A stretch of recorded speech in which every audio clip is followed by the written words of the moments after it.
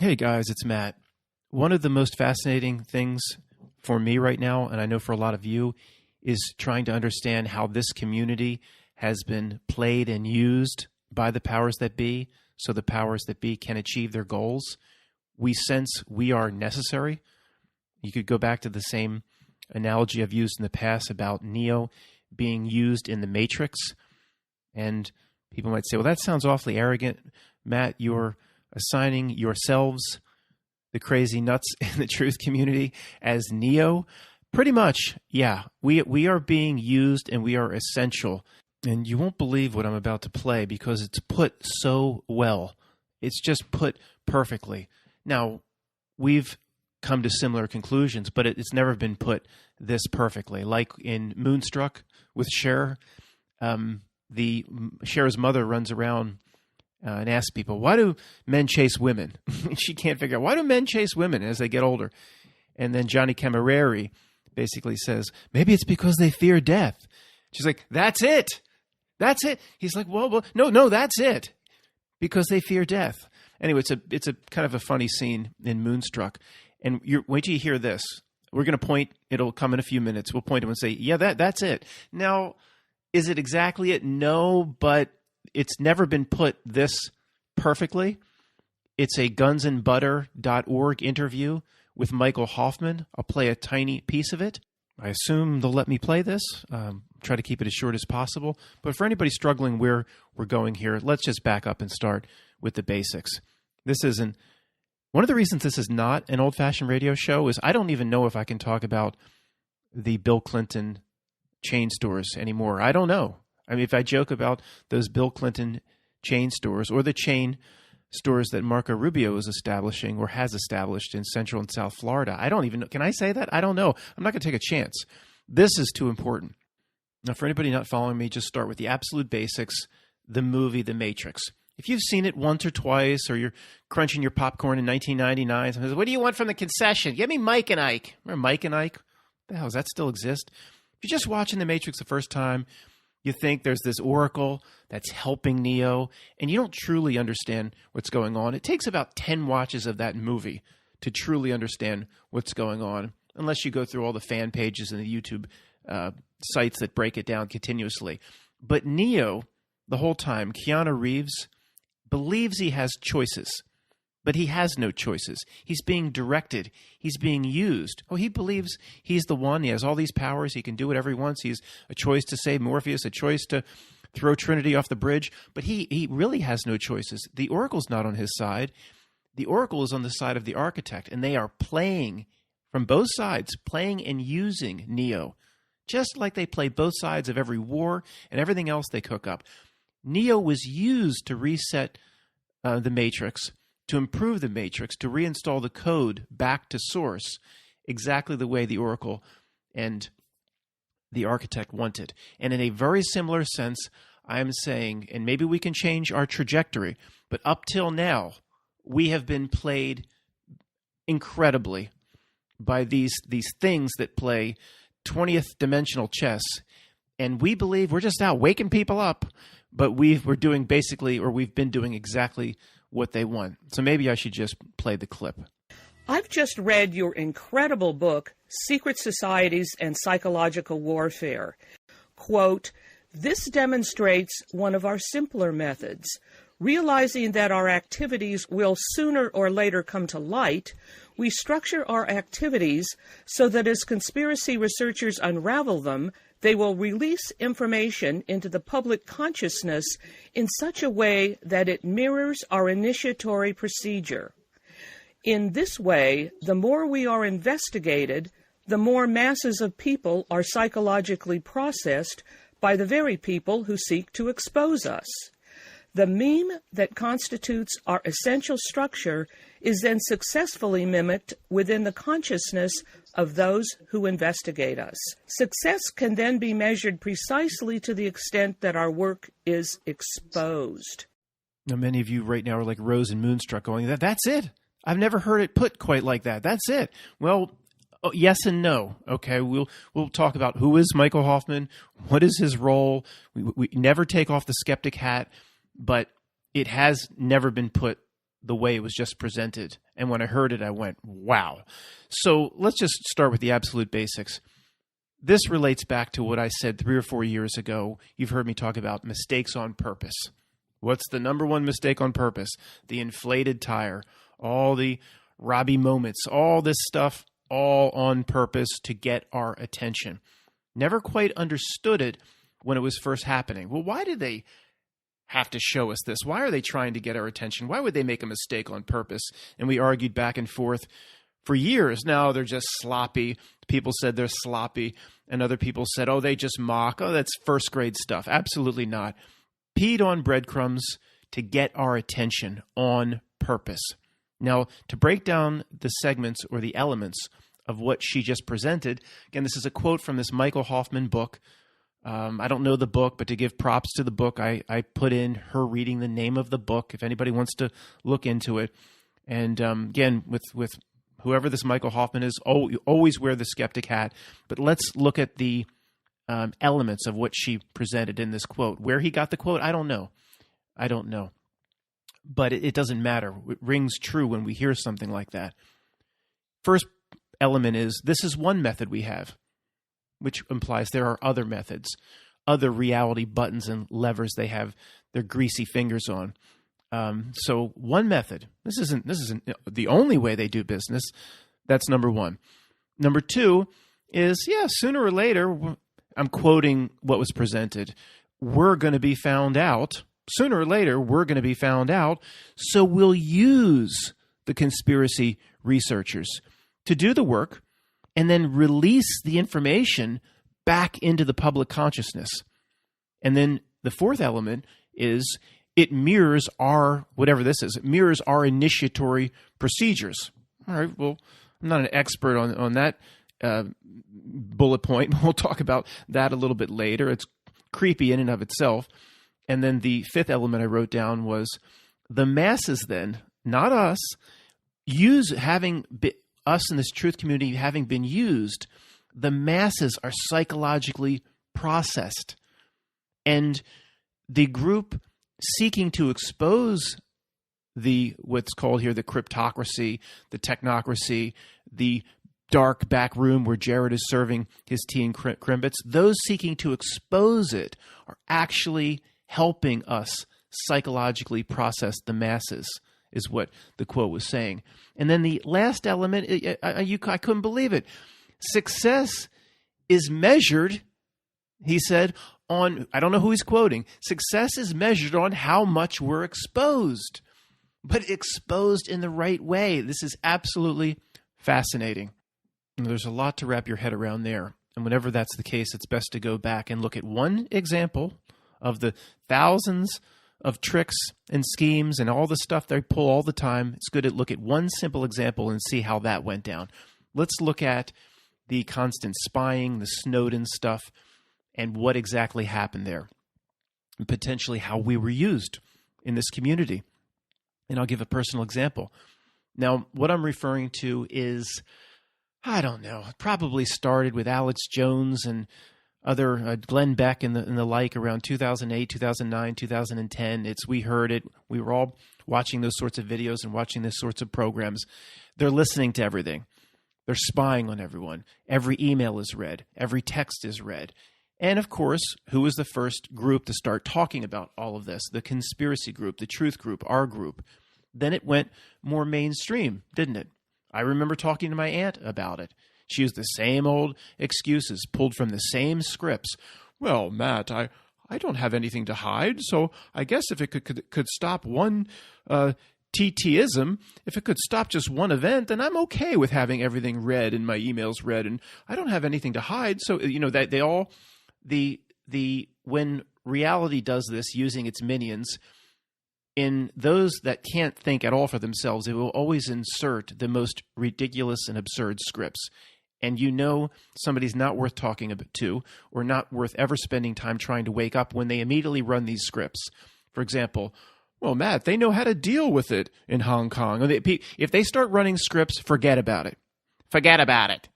You'll never get through to them. My aunt, I have nothing to hide, so it's okay. Well, I'm going to never talk to you about any sort of truth again. You're completely zombified.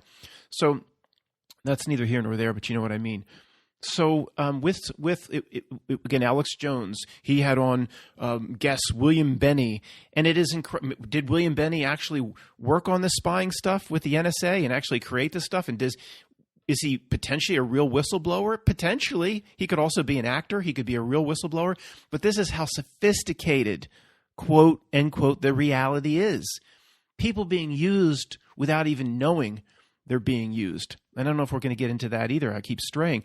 But William Benning on Alex Jones, everything's being recorded. Everything's being read. Glenn Beck, okay, here it comes through Fox News. We start talking to our family about it. People start blogging about it. People start putting Facebook posts. Then what they do is this is the simplest of methods, they habituate people to it. They normalize it. They just have a Snowden scandal. And although if anybody had a clue, everybody should have said, well, wait a second, this guy, look, the Snowden thing, guys, it was complete act. Every bit of it is an act in a Shakespeare play.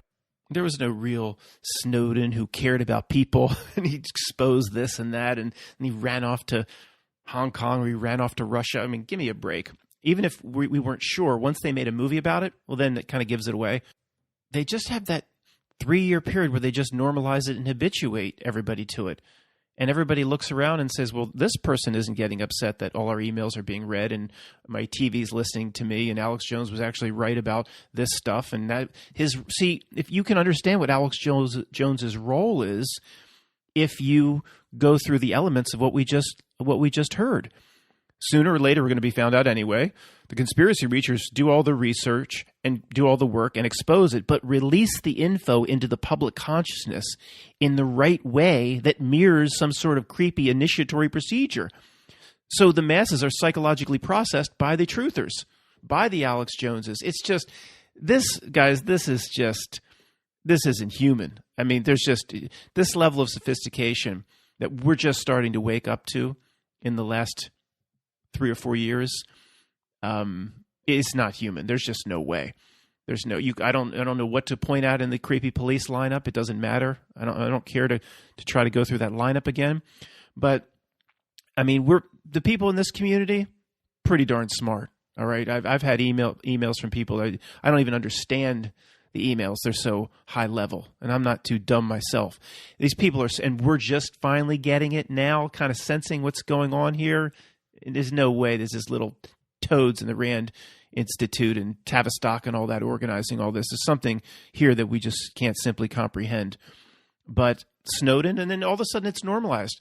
It's like it's very similar to my How the Reality Works video. It's floated out.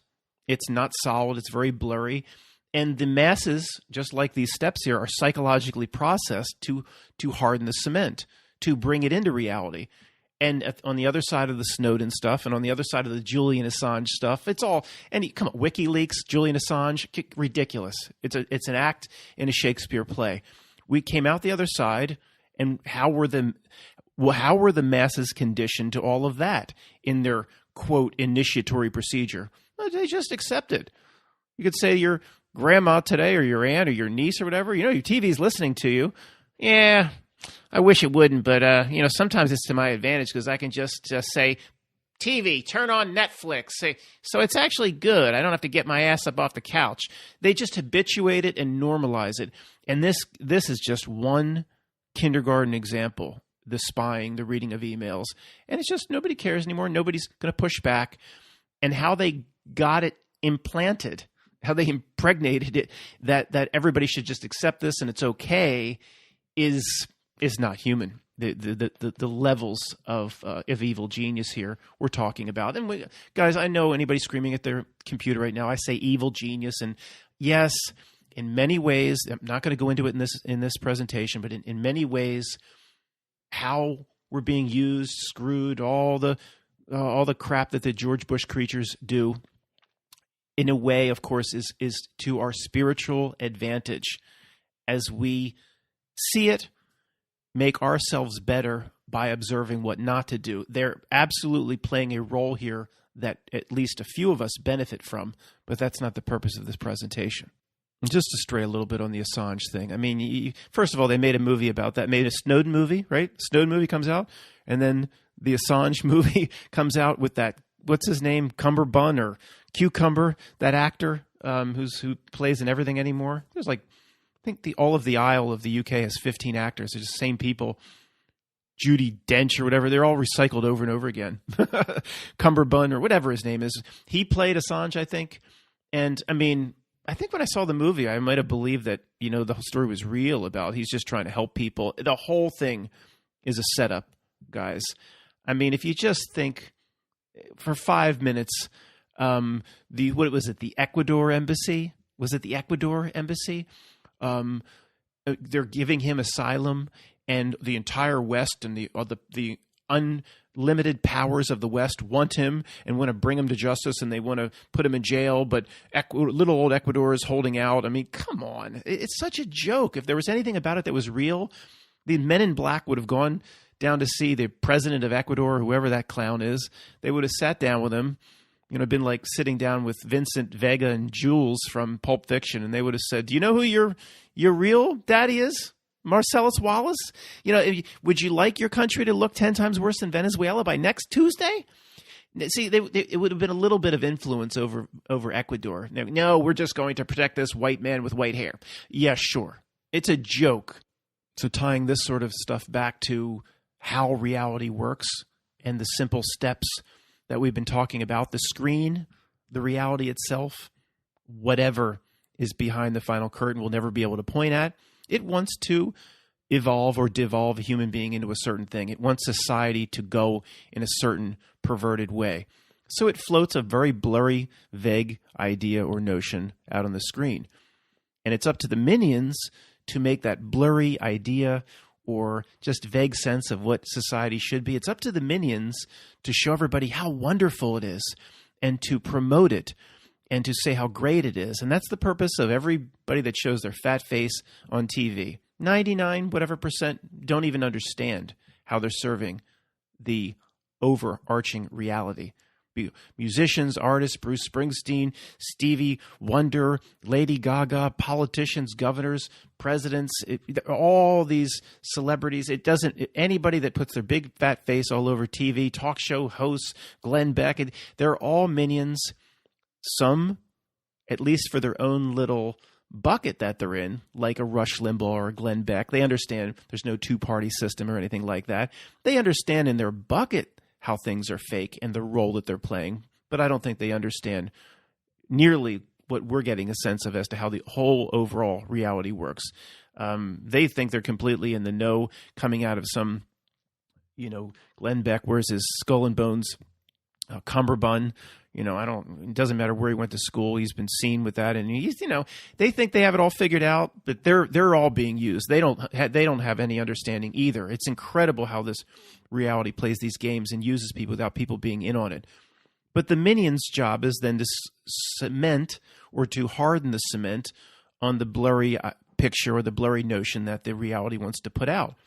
But the minions can't do it on their own. They need real people to believe in it.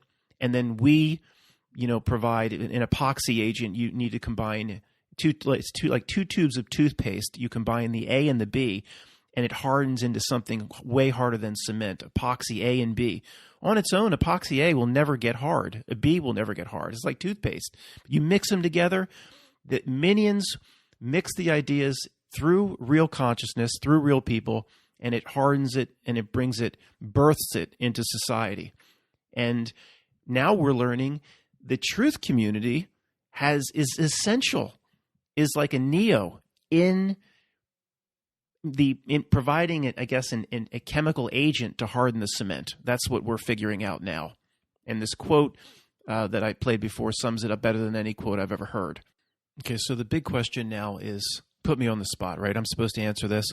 How exactly has the truth community been used as this essential ingredient to psychologically process the masses? How have we been used? Well, I don't know. As I'm saying this into the microphone, I don't know. We'll go through this together right now. I have a sense, but you always start with the absolute basics.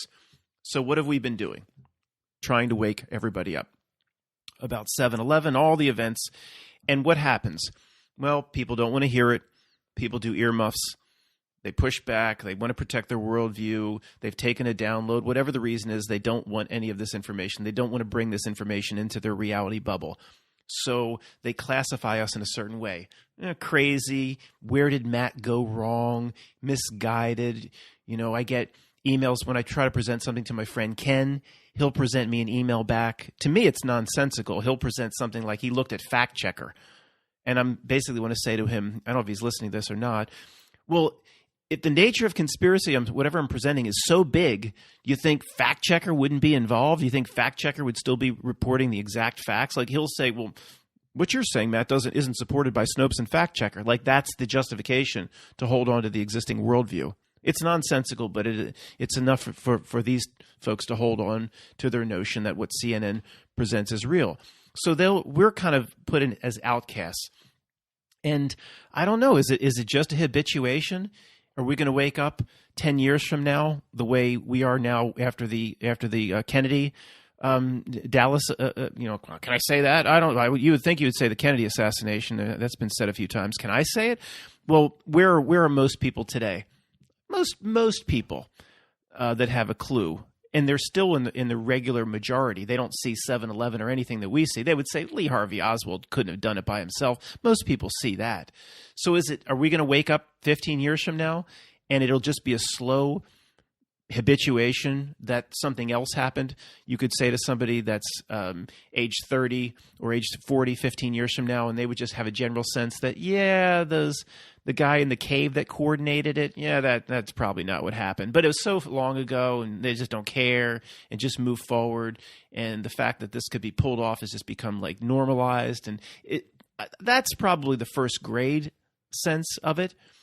The conspiracy people talk about it for so long that at some point it is birthed into reality potentially, at some point in the masses.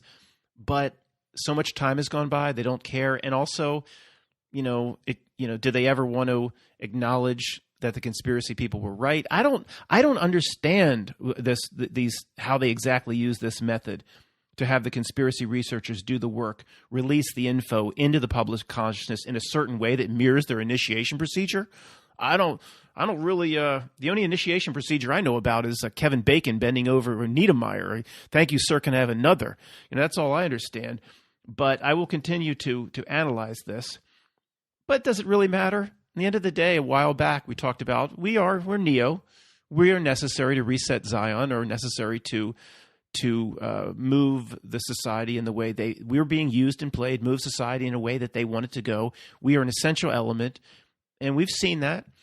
And the more important part, instead of figuring it all out, I guess, is to see when we're being used and played, and to not do it. And to say, I'm not going to do a Vin Diesel in the diner, the movie XXX. Like, I don't play this game and just not do what they want us to do anymore. And I don't have all that figured out either, but it definitely starts with fear videos. No question about it. This YouTube's still littered with fear videos about the currency and everything else. As I've said many times, guys, any video or channel that is pushing fear, whether it be related to trails in the sky or anything, they're absolutely, just per these elements that we discussed, being used and played to have information slowly leaked out and released into the public consciousness in a certain way. In the meantime, they can generate as much fear as possible, and they can feed off of that. So we're not sure exactly how we're being used and played. We'll continue to analyze this. But we know if we want to buy into fear porn in the truth community, all that stuff that probably hangs out at BitChute, sorry. Just completely separate yourself from it and not give it any of your energy. Do not feed it anymore. That's step one. We probably have 10 more steps to do after that. But if you don't turn off every sort of fear porn, there's a difference between being informed when it looks like they're really going to roll out the Action Jacksonation. What's the methods? They're rolling it out in the UK. And, we saw who got it. 2 households, both alike in dignity, in fair Verona, where we relay our scene. From ancient grudge break to new mutiny, where civil blood makes civil hands unclean. From forth the fatal loins of these 2 foes, a pair of star-crossed lovers take their life. We saw who got it. But, predicting where they're going to go with it as it affects our lives, that's important. We can't not look at the screen. But don't buy into the fear part of it. I mean, that is... that's exactly what it wants. So this was an interesting exercise, and this is absolutely worth coming around and analyzing again several more times. And guys, just to close, whatever the issue is with the site No Hobo Code, whatever the issue is you just type it in. Type the wwws. Sometimes you have to type it in. Whatever issues is, they'll be worked out. I know there's some issues. we're not Zuckerberg here, $1 billion of resources. It's just, this stuff happens. It's okay.